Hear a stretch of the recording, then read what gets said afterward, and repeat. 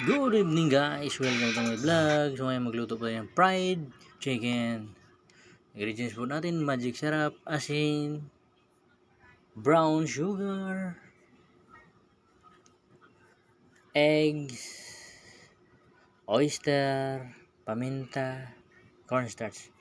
So, add tayo ng dalawang eggs. Tingnan yung pagbasa guys oh. Napaka-basic lang. One hand. Ayan diba?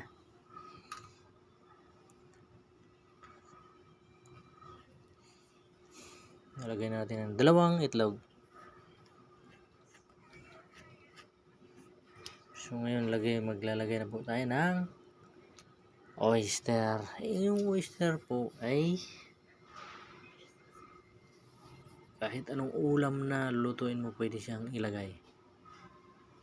Kumbaga all purpose siya guys. Yan.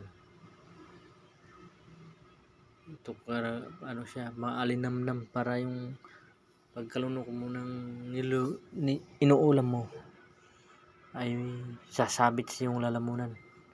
So ngayon add tayo ng paminta.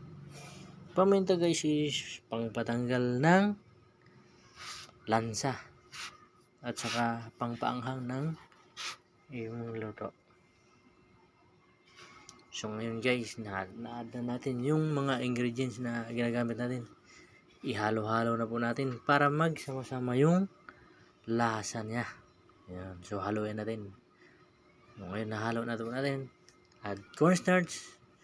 Cornstarch is pampakrispy ng ating nilulutong fried chicken. Tingnan nyo guys oh. Yung texture at saka mukha ng ating lulutuin ay napaka dikit na.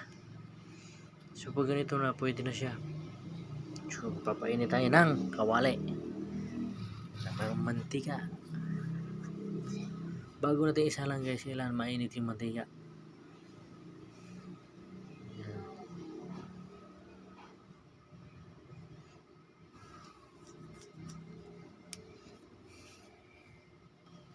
So ilagay natin guys, mainit na yung mantika natin. Ang paglagay natin, kailangan tamang ano lang, huwag natin masyadong marami para maganda yung pagkaluto natin, makaginhawa yung niluluto natin. Papaigdarin natin. So dito guys, kailangan half cook muna bago natin ipapainalize. Kumbaga half cook natin lahat ng niluluto natin. Pagka half cook na lahat, saka natin babalikan yung unang niluto natin, ipiprito natin para maluto talaga yung pinakalaman niya sa loob. Kasi pag idiretso mo yun, malamang yung balat niya ang luto na tingnan, pero deep inside sa loob niyan may dugo-dugo pa. Yan. Basta pagluluto kailangan lang tiyaga. Kahit gaano katagal yan, tiyaga ka lang. Tapos enjoy mo yung pagluluto mo para masarap yung niluluto mo. Yan.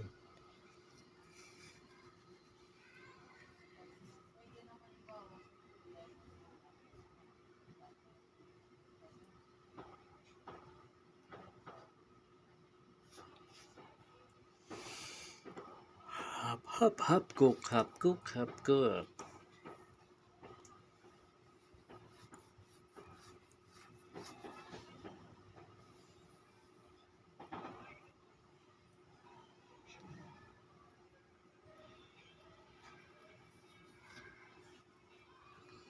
Yan guys, oh, punong-puno yung mantika natin.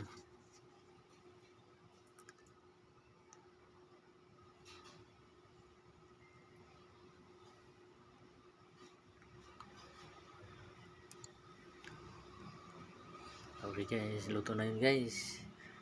Ito na yung luto natin na fried chicken. Thank you for watching. Like, comment, and share. Thank you guys.